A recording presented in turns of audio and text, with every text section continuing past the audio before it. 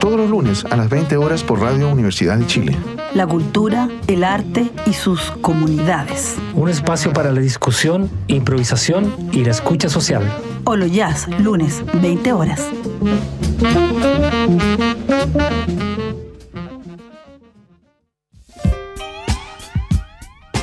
Nuestro mejor homenaje es la honda introspección, para entender la lección que nos deja el personaje, consecuente en el lenguaje, con su vida y convicciones, con sus ideas y acciones, trazó un camino que explica la luz que es Pepe Mujica en su humana condición. ¿Buscas libros especializados y no quieres esperar largas semanas? Ofrecemos más de 25.000 títulos listos para envío a todo Chile o retiro express en nuestras bodegas en Ñuñoa. Visítanos en prosaypolitica.cl. Teléfono 22-341-5942.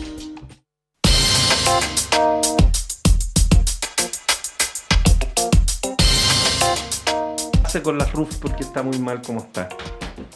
Perdón, estábamos al aire ya. Ojalá algo pase con las RUF. Es verdad que está muy complicado como está. Pero ya estamos de vuelta en Política en Vivo y vamos a tener el gusto de compartir esta segunda parte de nuestro programa con el economista del Foro por un Desarrollo Justo y Sostenible, experto en políticas públicas y director ejecutivo de Casa Común, Eugenio Rivera, con quien tenemos el gusto de conectarnos ya. Eugenio, qué gusto saludarte. ¿Cómo estás? Muy buenas tardes. Muy bien, muchas gracias por la invitación. ¿Cómo están ustedes?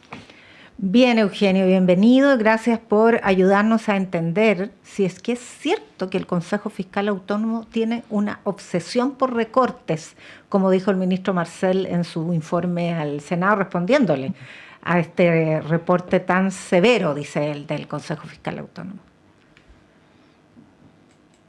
Sí, esa es la impresión que queda al leer el informe. Efectivamente, el gobierno ha desarrollado recortes sustanciales por cerca de 3.500, o sea, entre lo que recortó en el 2024 y lo que piensa recortar este año, está llegando a 3.500 millones de dólares, lo cual no es una cifra menor, equivale como a un 0,6% del Producto Interno Bruto. Y eso tiene costos grandes en una serie de campos, porque efectivamente cuando uno necesita recortar, tiene que recortar en temas, por ejemplo, en salud, en restringir los recursos que se orientan al sector público de salud, restringir eventualmente, ahí hay normas legales más estrictas, pero en fin, en el campo de las pensiones que ayudan a los sectores que no han podido juntar en su vida los recursos necesarios para tener pensiones vía AFP. En fin, se trata de una demanda bien complicada. Ahora, Eugenio, lo que pide el Consejo Fiscal Autónomo no es recortar gastos sociales, es recortar gasto administrativo. Lo que dice Marcel es que no hay espacio, no hay más, o sea, ya se ha recortado todo lo que se puede recortar, y por eso presenta un plan para la convergencia fiscal que contiene, entre otras medidas, algunos proyectos de ley que, de aprobarse, le van a reportar ahorro al erario público. Pero lo que dice el Consejo Fiscal respecto de eso es que es incierto, porque no puede dar, o sea, no sabemos si se van a aprobar o no esos proyectos de ley. Claro, el argumento principal es que en la medida que no existe la certeza que se aprueban esos proyectos de ley, como tú dices, el Ejecutivo debería utilizar sus propios instrumentos, es decir, medidas administrativas para recortar más el presupuesto. Yo ya decía que hay un esfuerzo por recortar el 0,6%, lo que se hizo el año pasado y lo que dice ahora, lo que se va a hacer ahora. Pero el gobierno dice no es posible hacer más recortes vía administrativa porque lo que ha ido sucediendo en los últimos años es que cada vez los gastos que realiza el Estado están más definidos por ley y por tanto, si uno quiere entrar a recortar más allá de lo hecho hasta ahora, requiere tener aprobación, o sea, es necesario aprobar una serie de proyectos de ley que vayan en ese sentido. Y ese es, como podríamos decir el problema técnico que se plantea. Pero creo yo que este tema hay que abordarlo desde un punto de vista un poco más amplio. ¿En qué sentido? me parece a mí que es fundamental ver, porque hay un problema de velocidad.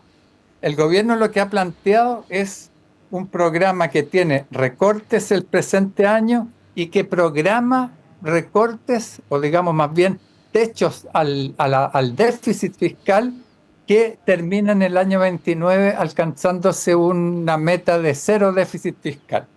Y en ese sentido, la lógica fundamental del gobierno es que para reducir el déficit fiscal y no causar mayores problemas mayores a los de la enfermedad, es decir, que se puedan generar, se haga necesario recortar gastos sociales en vivienda, en salud pública, etcétera. El gobierno lo que plantea es un programa, digamos, un programa gradual de reducción del déficit hasta llegar al año 29 a un 0% de déficit. Y frente a eso dice el Consejo Fiscal Autónomo, eso es patear hacia las siguientes administraciones el problema fiscal. Y eso, bueno, es una práctica normal, de hecho, eso se ha hecho siempre así, pero eso no es solamente un capricho de los gobiernos, sino que en la medida que, como decía, no se pueden desarrollar cortes tan muy drásticos porque eso altera el funcionamiento general del Estado, de los subsidios, etcétera, que el Estado desarrolla. Y en ese sentido, lo que está aquí está confrontándose una idea de un organismo técnico como es el Consejo Fiscal Autónomo, que dice, mira, a mí no me importa lo que pasa con el resto del Estado, ni con la economía, ni con los sectores sociales, sino que a mí lo que me interesa es cumplir una meta fiscal, porque eso es lo que de alguna forma asegura que, y esta es la preocupación central, el endeudamiento, que si bien es bajo, dice el Consejo Fiscal, el endeudamiento público, que si bien es bajo, que reconoce el Consejo Fiscal Autónomo, ha venido creciendo en los últimos años de una manera muy acelerada, así que podría ser, digamos, podría superar lo que es un nivel razonable. Y el gobierno, por su parte, dice, mire, ¿sabe? El tema es más complejo. En primer lugar, dice, no está subiendo el endeudamiento público, como usted dice, porque si bien en el periodo del presidente Piñera, el endeudamiento pasó más o menos de un 23% del PIB en el último año de la presidenta Bachelet a un 36% del PIB en el año 2021. Es decir, ahí sí que aumentó de una manera muy sustantiva. Pero en lo que ha sido este periodo 22, incluido lo que va a ser este año, el endeudamiento público, su nivel de crecimiento se ha aplanado, es decir, está creciendo a una velocidad mucho menor y lo que se percibe es que hasta el año 29 está seguro, cumpliendo este programa, no se alcanzaría ese nivel serio de 45% del PIB que se considera como problemático. Ahora, que eso sea problemático es también algo discutible porque ese porcentaje es de los más bajos del mundo en materia de endeudamiento público. Lo que pasa, Eugenio, es que aparentemente se convive como con ciertas cotas que se consideran como reglas, digamos. ¿Ah? El uno, la regla de oro esa que alguien inventó y que no está en ninguna parte escrita, este 45% de endeudamiento como si fuera algo que está descrito en la teoría y no, son convenciones que se van haciendo y que uno entendería que siendo la economía, supone, una ciencia que tiene que tener social en cuenta los contextos, las realidades, la política que se vive, una ciencia social como lo acota Yanna, tiene que ser considerado, no puede ser, no, yo miro solo un puntito nomás y todo lo demás no me interesa. Sí, mira, yo escribí una carta ahí al Mercurio al respecto, y un poco lo que decía, que hay problemas técnicos, por así decir. Si uno mira el informe del Consejo Fiscal Autónomo, hay una serie de equivocaciones que uno realmente no entiende. Por ejemplo, habla de 800 millones de recortes en el año 2024 cuando fueron 1.500, es decir, una serie de errores. Pero hay también un problema que yo considero que es más importante y es que el Consejo Fiscal Autónomo tiene una preocupación única y fundamental y es lograr el equilibrio en las finanzas públicas, lo que se expresa fundamentalmente en lo que se llama el déficit estructural, es decir, aquel déficit que toma en cuenta solo los gastos permanentes y los ingresos permanentes, que no toma, por ejemplo, el crecimiento muy fuerte del litio, por ejemplo. Eso no es un elemento que se toma en cuenta al hablar de déficit estructural. Entonces, sobre esa base, con ese criterio, el Consejo Fiscal Autónomo está preocupado solamente de eso.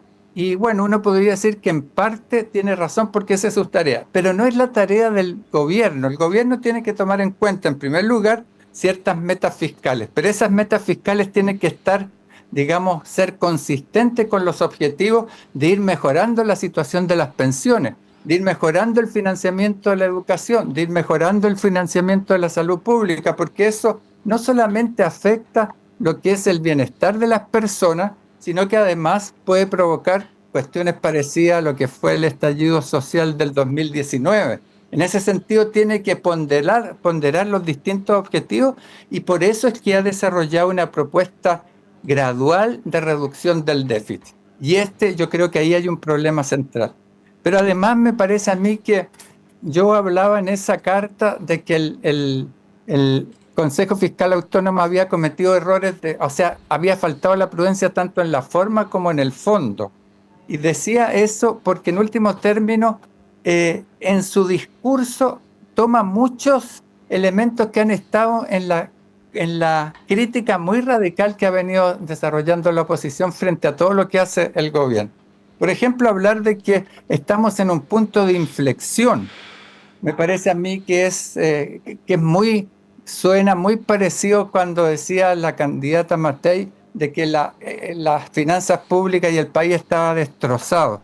Aquí no podemos hablar de que ha pasado algo extraordinario, sino que simplemente hubo un periodo, estamos saliendo de un periodo muy crítico, tanto por efecto del estallido como por el efecto de la pandemia, y además dentro de eso estamos en un momento de transición desde el punto de vista productivo. Hay una serie de ideas en términos de reorientar el modelo de desarrollo, recuperar ciertos impulsos de esta economía que viene haciendo lo mismo desde hace mucho tiempo, y en ese sentido la política fiscal tiene que dar cuenta de este conjunto de problemas, y eso yo diría que es como una diferencia central. Es decir, el Consejo Fiscal Autónomo no analiza en conjunto los problemas, y desde el punto de vista de la forma me parece a mí que asume demasiado el discurso de la derecha.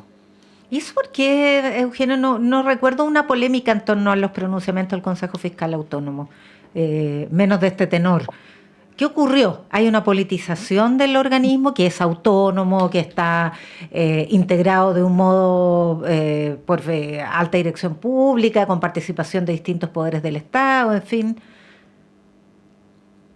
Mira, ahora que tú me lo preguntas, su nombramiento no es tan, digamos, no es como las otras instituciones autónomas, pero en este momento no recuerdo la exacta composición. Yo diría que hay un problema que tiene que ver con lo que se denomina en términos técnicos la captura técnica de ciertos organismos autónomos. Porque ¿cuál es la idea de un organismo autónomo? Que sea autónomo del gobierno, es decir, que no tenga que dar cuenta frente al gobierno respecto a sus opiniones y sus sugerencias. Pero la pregunta que uno se hace es si esa autonomía es efectiva también respecto a otros factores de poder dentro de la sociedad.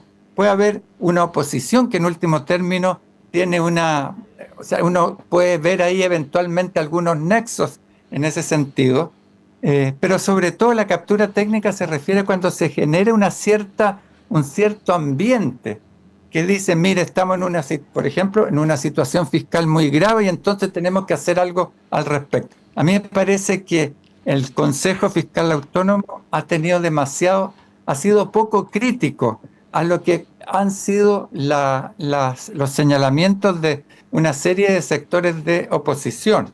Bueno, de hecho, si uno mira la composición, uno diría que, digamos, no encuentra una persona progresista dentro del equipo.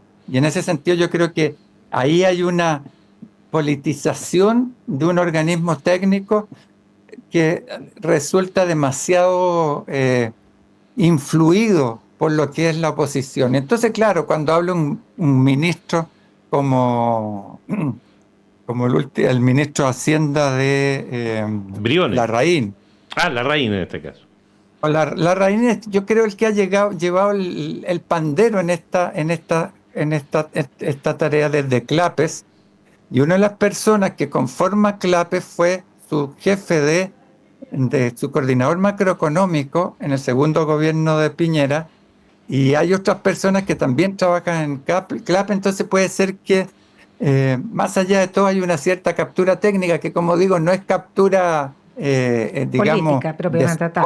Política, Aquí lo encontré, Eugenio, son nombrados por el presidente, pero con consulta al Senado por 2/3. Es como el clásico, y el presidente lo nombra el presidente del Consejo lo nombra el presidente de la República. Que en este caso es Rodríguez. Ahora, el reclamo de Marcel también incluye una dimensión muy importante de las finanzas públicas, que son los ingresos fiscales. Sí, claro. Y no dice nada al respecto. A este gobierno le han rechazado, solo la idea de legislar de su reforma tributaria, pero el pacto fiscal nunca prosperó tampoco. Y de hecho renunció el gobierno producto de la crisis, de la guerra arancelaria, a presentar una reforma a la renta, el impuesto a la renta, y por lo tanto tampoco hay mucho espacio para una convergencia con recursos frescos. Yo creo que ese es el punto que más hace dudar de la consistencia técnica del informe, porque efectivamente, cuando hablamos de equilibrio de las finanzas públicas, digamos, haciendo un poquito abstracción de lo que decía Felipe respecto a que efectivamente un hogar cualquiera no está en determinado momento endeudado, a veces tiene déficit y en ese sentido tiene que endeudarse, en fin, mucho más el Estado que enfrenta una serie de demandas complejas y en ese sentido. Pero más allá de eso, cuando uno enfrenta el problema del equilibrio de las finanzas públicas, tiene que ver el lado de los gastos. Y naturalmente que ahí hay una complejidad de temas. Pero la otra forma de combatir los déficits es justamente aumentando los ingresos del Estado.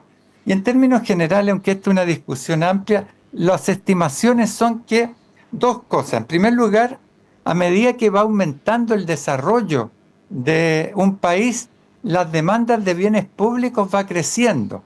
La gente ahora ya no se conforma con tener digamos, un servicio de salud que vaya a las cosas más urgentes, sino que va demandando un mayor nivel de calidad en la salud. Lo mismo pasa con la educación, etc.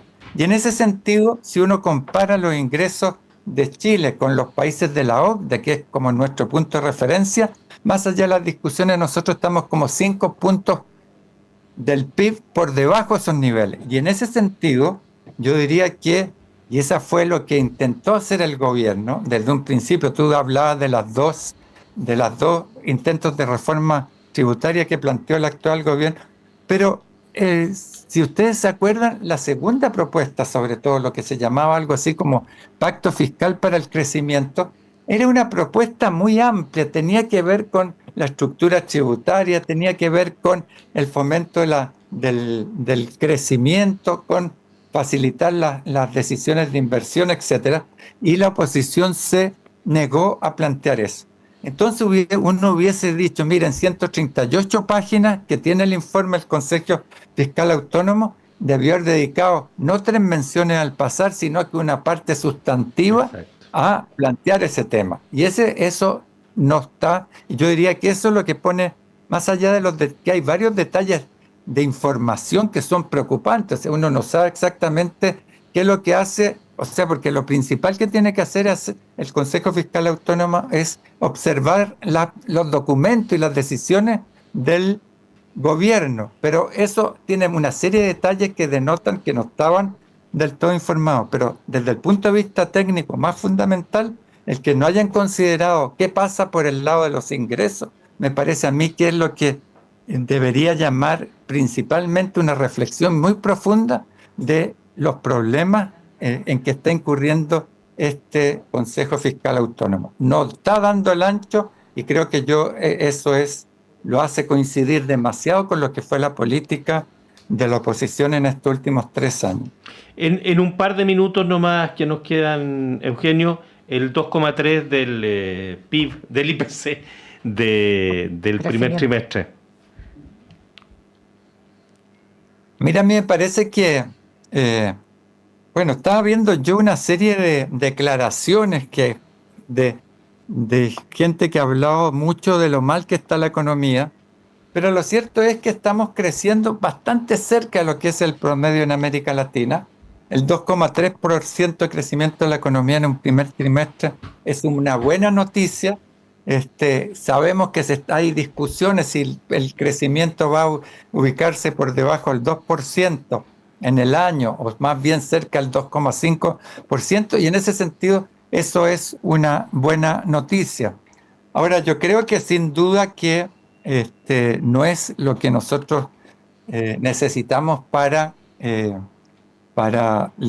cumplir o satisfacer las necesidades en los distintos ámbitos, pero yo creo que si uno pone eso en un contexto en que lo que se llamó las iniciativas para generar nuevos impulsores del crecimiento, me parece que hay cosas importantes. De partida, hay 2 proyectos que en total son de $25.000 millones para explotación del hidrógeno verde. Hoy día se llegó a un acuerdo entre Codelco y Río Tinto, creo que es en materia en el litio.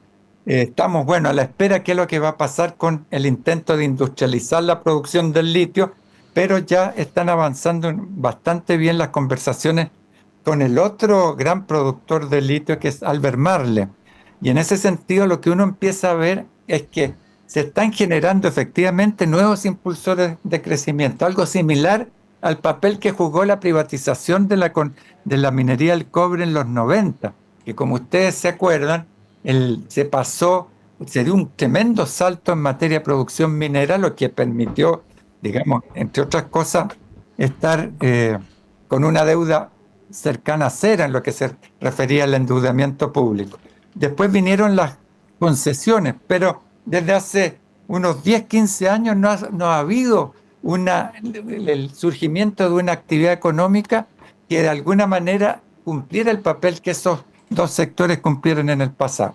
Y yo creo que en eso, al finalizar este gobierno, ese va a ser uno de los grandes legados del gobierno, que vamos a poder pensar que esa cifra de crecimiento tendencial, es decir, aquel crecimiento que la capacidad instalada de la economía hace pensar que es posible, va a poder modificarse hacia adelante. Y esta idea de que podamos crecer a un 3-4% es una cosa que empieza a hacerse una realidad, porque están pasando cosas en la actividad económica.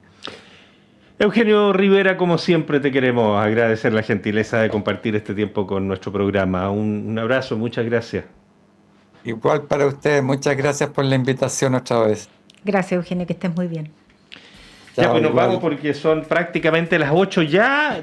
Tania González y Fernando Sepúlveda han estado en la producción periodística. Patricio Núñez, Ignacio Puelles y Ariel Acevedo en la puesta al aire. Muchas gracias por su compañía. Seguimos conversando mañana. Hasta mañana.